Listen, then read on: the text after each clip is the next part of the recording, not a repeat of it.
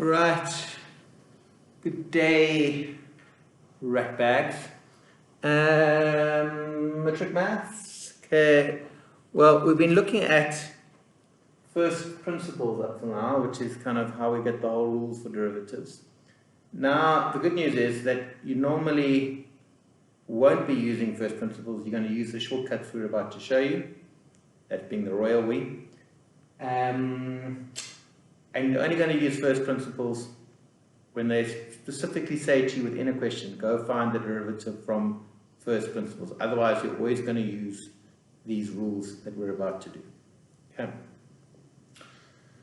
So, your rules of differentiation. So as it says there, from now on, you will always use these rules to find the derivative, unless it is specified in the question to find the derivative from first principles. So you can always use these shortcuts from now on, unless you're specifically given that instruction over there, to find the derivative from first principles. Okay, just a reminder, what is a derivative? A derivative is a function, okay, that you get from the original equation, and if you sub into the derivative, you'll get the gradient at the point on the original function. So a reminder, if I had a curve f of x is equal to x squared, then if f of 3 would be 3 squared, which is 9. What have you worked out?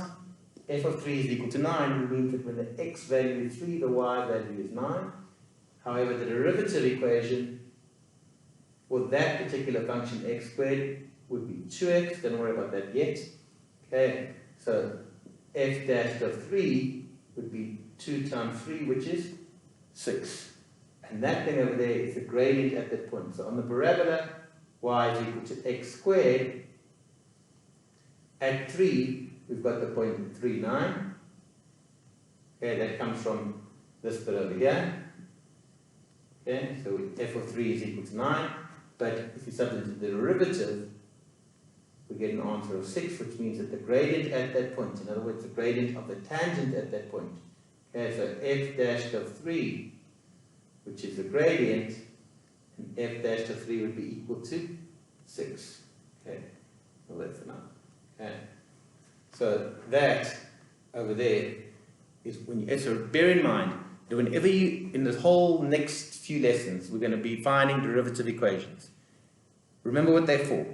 That once you've got a derivative equation, if you sub into that, what do you get? You get the gradient at that point. In other words, the gradient of the tangent at that point.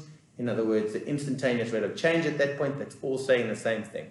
So that's the point of a derivative equation. Bear that in mind when we do the next 30 examples of how we find these derivative equations and all the tricks that are involved. Okay. Right. So, your main rule of differentiation, okay, we're going to discuss that now. The fundamental rule of differentiation, which we're going to use over and over again. Okay. What we're going to do is we're going to express this rule in different notations. Okay. And you have to understand all of them. So calculus developed in 2 different places at the same time, roughly. In Germany by Leibniz and in Scotland by Newton. And so they developed separate notations, separate languages for the same thing. Okay, so I'm afraid you're going to have to understand all of those notations and what they mean. Notation is very important in calculus and will penalize you if you don't get your notation correct. So we're going to say the same thing in 3 different languages. In language 1, language 2, language 3, but we're saying the same fundamental thing. And what we're saying is this. If you've got a function, f of x is in the first language, in notation 1, if you've got f of x is equal to ax to n, all that means is some number x to another number. Okay? Then to find the derivative equation, what we do is we've got this number, the exponent, times that number. So we've got n times a. We multiply that number by that number. So I get na times those 2 together, and then you always subtract 1 from the exponent. So it becomes nax to the n minus 1. Okay, what the hell are we talking about? Well, here's an example using this notation. If we're given a function f of x is equal to 2x cubed, okay, then how do I read this? I read this as the derivative of f of x. What is the derivative of f of x? It's a noun, it's the equation. Okay, this is finding the derivative equation. This thing, this language, That's a noun. It's a derivative equation of f. So in this case, if f of x is equal to 2x cubed, then the derivative equation of f dash x, what I do, what does the rule say I must do? I go 3 times 2, which is 6, n times a, and then what I do to the exponent, I subtract 1. So f dash x is going to be equal to 6x squared. Okay. The second notation is this. I could write the equation as y is equal to ax to the n. Remember, I'm saying the same fundamental things in different languages now. So if y is equal to ax to the n, then how I write this, okay, if I'm using that notation, as I say dy dx. Okay, just like, okay, this means a tiny change of y over a tiny change of x, which essentially then gives you a gradient at a point. And what do we get? We get dy dx is equal to n times a is na. I'm saying the same thing in a different language. X to the n minus 1. Okay. So this again is a noun. Both of these things are nouns. They're the derivative equation. F dash x is the derivative of x, okay, of f with respect to x. Dy dx is a derivative equation. If we sub into that, what do we get? We get the gradient at that particular x value. So if I've got y is equal to x to the 5, then dy dx, okay, is going to be equal to what? Well, what does the rule say? I take the exponent and I multiply it by the coefficient. The coefficient in this case is 1. It's not written there, but it's assumed. So 5 times 1 is 5. What I do to the exponent, I subtract 1. Okay, so to get used to this language, so I said to g of x was equal to 5x to the 7. Then g dash x is, what is, how do I read that? The derivative of g of x, okay, would be equal to 5 times 7 would be 35. X to the, take away 1, x to the 6. Okay, and if I said to you, y is equal to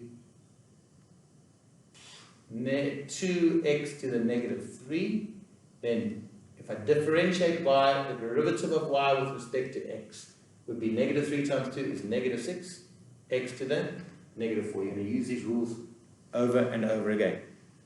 Right, the final notation is this d subscript x. You write it as d subscript x. Now these things are nouns, so they're derivative equation. This thing over here is a verb. It's an instruction. This means go differentiate. It means go find the derivative. Go differentiate with respect to x. Okay. So it's an instruction. You've got to carry out an instruction. Differentiate ax to the n. Once I've carried out the instruction, I drop that notation because the instruction has been carried out. Okay, so the derivative of ax to the n would be equal to, okay, and it's going to be na, same thing, I differentiate ax to the n, it's going to be nax to the n minus 1. Bloody thing. Right, and if I have, so over here, if I said to you, so you drop that notation, this capital D, once I've applied, it says go find the derivative. Once I've done that, I drop that notation. Whereas here, if I've got y, then the next line will be dy dx. You've got to get that notation right. If that's f of x and you find the derivative, that'll be f dash of x. So the derivative, go differentiate with respect to x, 3x to the half, okay, and 3x to the half is going to be equal to 3 over 2. Why? Because 3 times by a half is equal to 3 over 2. So I just times those two together. 3 over 2, x to the, well, what I do to the exponent, I take away 1, and a half take away 1 is negative a half. So I end up with, okay, that's at 3 over 2, a half minus 1 is negative a half, so I get the derivative of 3x to the half. I drop the notation because I've carried out, that's an instruction, is going to be 3 over 2, x to the negative a half. So you have to know all those notations, and that, guys, is your fundamental rule of differentiation, which you're going to be using over and over again. Right, welcome back, rat bags, or as has happened in our house with cabin fever setting in, the term rat bags has been changed to rat scum, which is quite harsh, but nevertheless, such are the effects of corona, okay, on domestic life. Right, now, just a couple of special cases of the rule. Remember, the fundamental rule is that the derivative, Okay, what does the rule say? Just discussed it now. That the derivative, if I have to go find the derivative of ax to the n, it's going to be n times ax to the n minus 1. So that's what we mean by the rule. The derivative of ax to the n is equal to, well, what a mess, n ax to the n minus 1. That's our rule that we just discussed. So, if I look at the derivative of a constant function, so I say to you, if I said to you f of x is equal to 7, and say we just wanted to go use the rule, okay? Well, I could think of f of x as being equal to 7 as f of x is equal to 7 x to the naught, because x to the naught is equal to 1. So that's just 1, so that's just 7. And now if I apply the rule, what does the rule say? Take the exponent, multiply it by the coefficient. So 0 times 7 straight away is 0. It doesn't matter what the...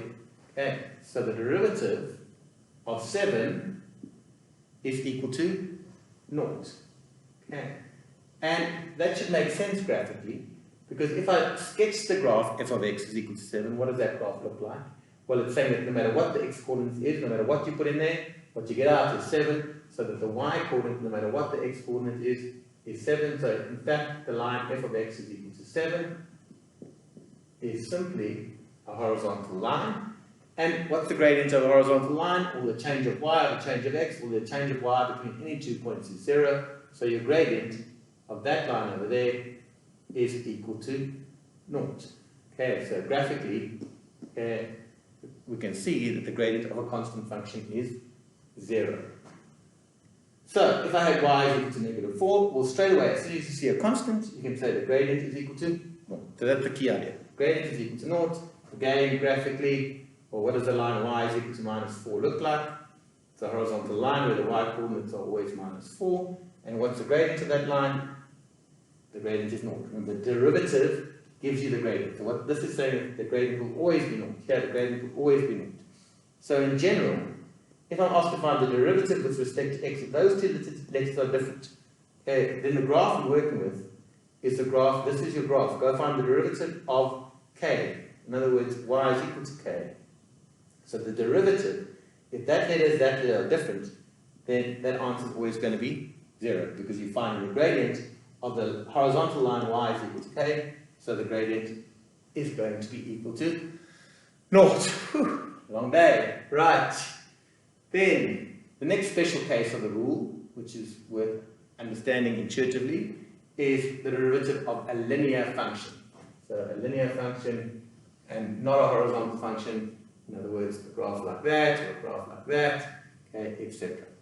So, if I've got the function f of x is equal to 2x, now remember our rule says that if f of x is equal to ax to the n, then f dash of x is what? Nax to the n minus 1. So, if I apply this rule, that rule over there, to this equation, well, 2x means 2x to the 1. Forget about graphs at this stage. And I have to say, what's the derivative? If I apply this rule, what I have to do? Take the exponent and multiply it by the coefficient. 1 times 2 is 2. What do I do to the exponent? I always take away 1. So 1 minus 1 is 0.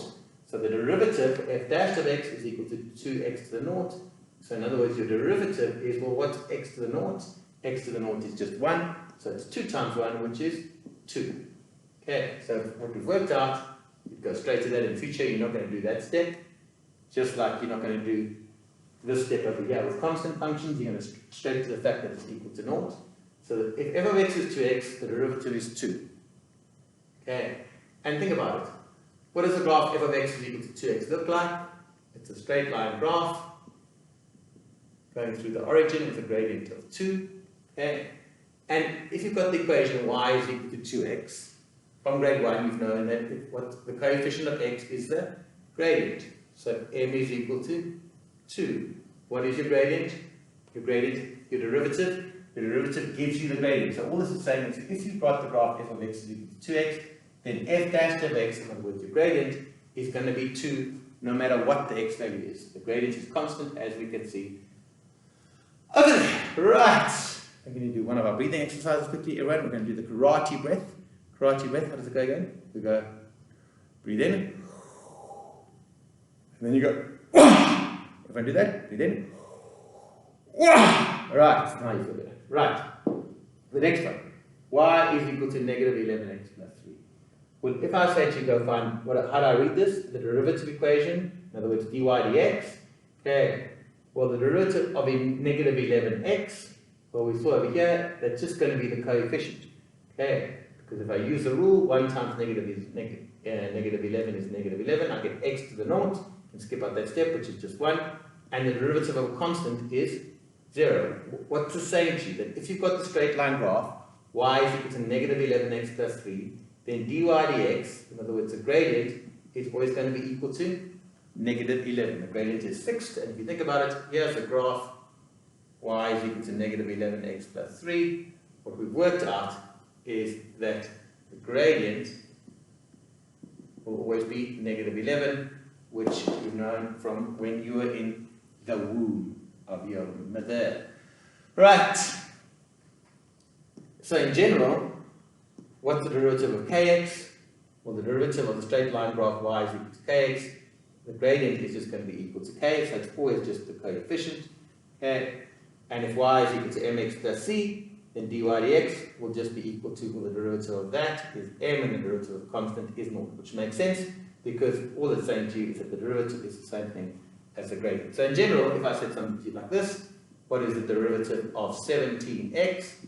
All you're going to write down is that it's equal to 17, and if I said to you g of x is equal to, I don't know, negative 52x, then the derivative, in other words, the gradient will always be negative 52, and if I said to you y is equal to negative 7x, then dy dx would be equal to negative 7. Right, so those are the two special cases that we were interested in. Right, welcome back, rat scum. Right, so the next fundamental rule is this. So if you've got the derivative of the sum of 2 terms, or more terms, 3 terms, 15 terms, what we're allowed to do is we're allowed to differentiate each individual term separately. So if you've got a whole lot of things added together to find the derivative, you simply find the derivative of each individual term. Okay, and how we write that mathematically is that the derivative of f of x plus g of x, well, you can differentiate them separately, and the derivative of f of x is f dashed x, and the derivative of g of x is g dashed x, right? So, and then likewise, if you've got a difference, subtraction, then you can once again differentiate each individual term separately to find the overall derivative. So the derivative of f of x minus g of x, you can differentiate f of x, and you can differentiate g of x separately. So, in order to do, now this is a verb, it's an instruction. Go differentiate, means go find the derivative equation. So the question says differentiate y is 7x to the 4 minus 2x to the half minus 3x to the minus 2 plus 4x plus 7. To do this, we're going to simply differentiate that, and that, using your fundamental rule, which is that the derivative of ax to the n is anx to the n minus 1. Right. So I want you to go give that a try. Press pause, and you've tried it, and now you're back, and you're all diligent and excited because you think you got it right. But let's see. First of all, check your notation. So if you've got y is equal to that, how do I write the derivative equation? Well, I say the derivative of y with respect to x. You have to get that notation right. If you don't write that down, you've lost the mark. So dy dx is equal to, now I can differentiate each individual term separately. So 4 times 7 is 28, so you're going to get 28 x to the, take away 1 from the exponent, x to the 3. Okay, over here what you're going to do, you're going to go that times that, so a half times negative 2 is going to be negative 1. Okay, x to the, well then you've got to take 1 away from the exponent, and a half take away 1 is going to be negative a half. Okay, the next term, negative 2 times 3 is going to be negative 6. Okay, and then take away 1 from the exponent. If you're at negative 2 and you go 1 more down, you get to negative 3. The derivative of 4x, we'll think of the straight line graph, y is equal to 4x. What's the gradient of that? Well, the gradient is 4, so the derivative of 4x is just 4, and the derivative of a constant function, which is a horizontal line, is 0. So there is your answer. Okay. Ka-chang, ka-chong. Right, just remember one sneaky thing. If those letters are different, okay, in other words, if you, that's saying to you, but then anything which is not the same letter as that means I've got a number. So that's all they mean, it's a constant term. So like the derivative of 7 we know is 0. So the derivative of x with respect to k is just going to be equal to 0 as well. It's just a horizontal line. So don't forget that. That and that are different, then this is just behaving like a number, the k is just like a number, and the derivative is like a constant function of a horizontal line is 0. However, in this case, the derivative with respect to x of x, well then you're working with the line y is equal to x, and what's the gradient of that? It's 1. So just be careful of that. Right, so in this case, okay, go give this a try. You've got f of x is equal to that. They say differentiate that. Give it a go. Right, welcome back. Okay, and so now we're going to say, how do I write the derivative? Get your notation right. If they give you the original function as f of x, then your derivative you're going to write as f dash of x. Okay, and f dash of x will be equal to, or differentiate each individual term separately. 3 times 4 is 12, so I'm going to get 12x squared. The derivative of 7x is just 7. Now be careful. That x, that's not, there are no x's there. So these two values over here, it's just representing some constant values. That's just like a number. It's a constant, it's a number. And the derivative of a constant function is equal to 0. So the derivative of that, because I'm differentiating in terms of x, okay, it's just going to be equal to 0. So the letters are different, that variable is different to that, then the derivative of a constant is just equal to 0. Right, hang in there, we're nearly there. Right, okay, just a couple of things that we're going to need now, some revision from nursery school. If I said to you, express the variables in these expressions in the numerator, at the moment they're all in the denominator, what would you do? Well, you get 1 over x to the 3. Remember, your rule says that if you've got a single term, you can move the power up, and if you move the power up, what happens? The sign of the exponent changes. So 1 over x3 would become x to the negative 3. If you had 5x to the negative 2, okay, go try all of these. If you haven't, okay, give those a go quickly and just double check you know what you're doing. Okay, so if we had 5x to the negative 2, move the power up, the sign of the exponent changes, so it changes from a negative to a positive. Right? If I had 3 over 7x, okay, we're going to leave, remember that the coefficients aren't affected by this. It's just the x that is moving.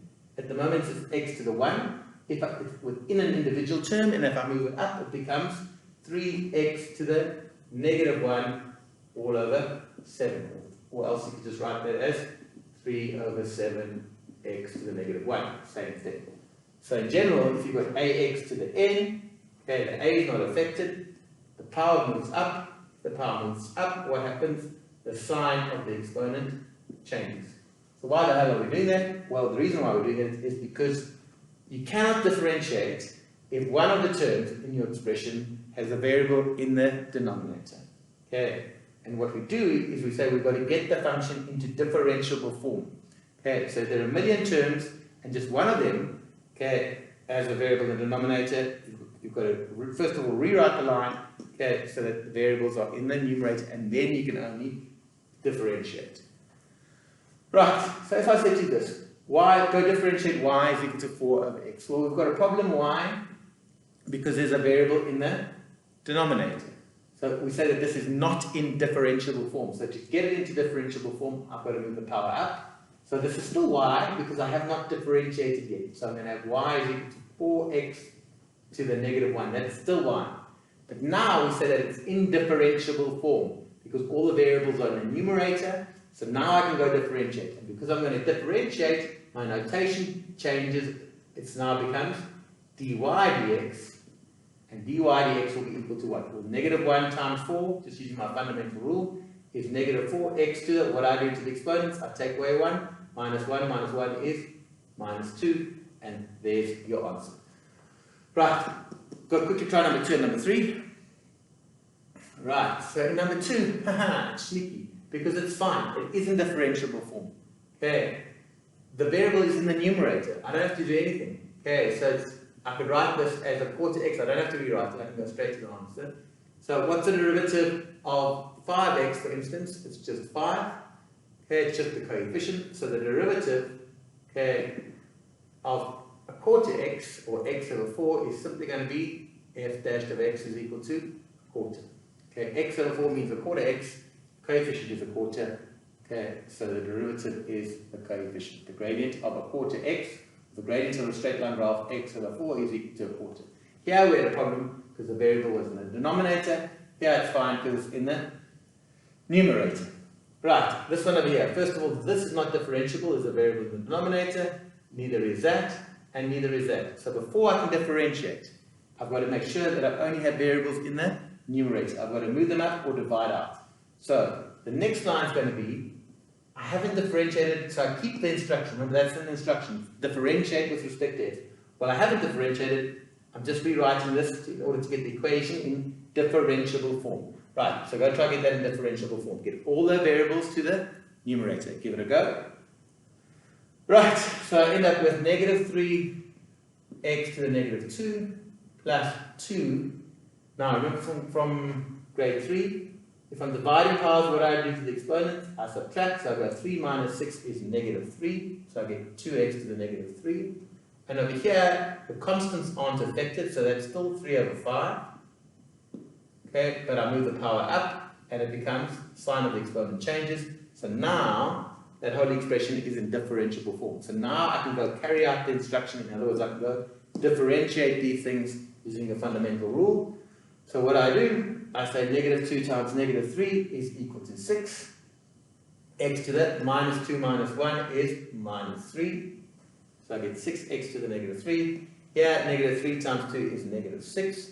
Take away 1, x to the negative 4. Here, well, I've got to multiply the exponent by the coefficient. So I'm going 4 times 3 over 5. You can use a calculator if you want. But 4 times 3 over 5 is simply going to be 12 over 5. So 4 times 3 over 5 is 12 over 5. And I take away 1 from the exponent, so it becomes x cubed. Right, it's taking longer than I thought, but we're nearly there. Right, rats come, last example. If you can do this, okay, it's the longest example ever, but just give it a go quickly. The question is differentiate. G of x is equal to x cubed over 2 minus 7 over x squared plus k over x plus 3x squared over x to the negative 5 plus 8x plus 11. Let's actually make this kx to the negative, I don't know, negative 1. Right, go try that. Right, so the problem is it's not in differentiable form. Why not? Because there's a variable in the denominator there, and there. So I've got to sort out that mess first. I cannot go differentiate those. I can't differentiate half a line. Okay, it's just one of the terms isn't differentiable. You've got to first rewrite the whole of g of x and get it into what we call differentiable form. You can't just go differentiate those halfway through and then go blah blah blah. Okay, the whole thing has to be differentiable. Okay. So, x cubed over 2 is fine. This is still g of x. I haven't differentiated. This, what I have to do, move the power up, and the sign of the exponent changes. Here, move the power up, and the sign of the exponent changes, so it becomes kx to the 1. Here, be careful. X squared over x to the negative 5, well, you've got 2 minus minus 5, which becomes 2 plus 5, which is 7, right? So 3x squared over x to the minus 5, 2 minus minus 5 is 7, so it becomes plus 3x to the 7, plus, well, the 8x and the 1, 11 are still fine. Right, now we say that this equation is in differentiable form, so now I can go find the derivative. So my next line, because I'm now differentiated, I'm going to call it g dash of x, and I just apply my rule. So I go 3 times 1 over 2 is going to be 3 over 2. X, take away 1 from the exponent is x squared.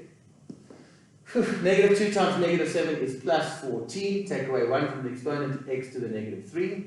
The derivative of kx is just k. Remember the straight line graph, the gradient of kx is k. 3x to the 7 will be 21x to the 6. The derivative of 8x is 8.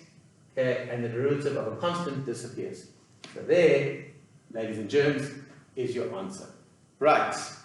So, for homework, okay, or for the rest of this lesson, okay, you can do mind-born maths. exercise 6.4, page 225. Just do all of A, not the whole exercise, will take you a week. Okay, just do all of A, finish it for homework. Okay, I'll have posted the memo. Right. Arrivederci, ciao, blah blah blah. Have a good evening, day, whatever it is. Goodbye.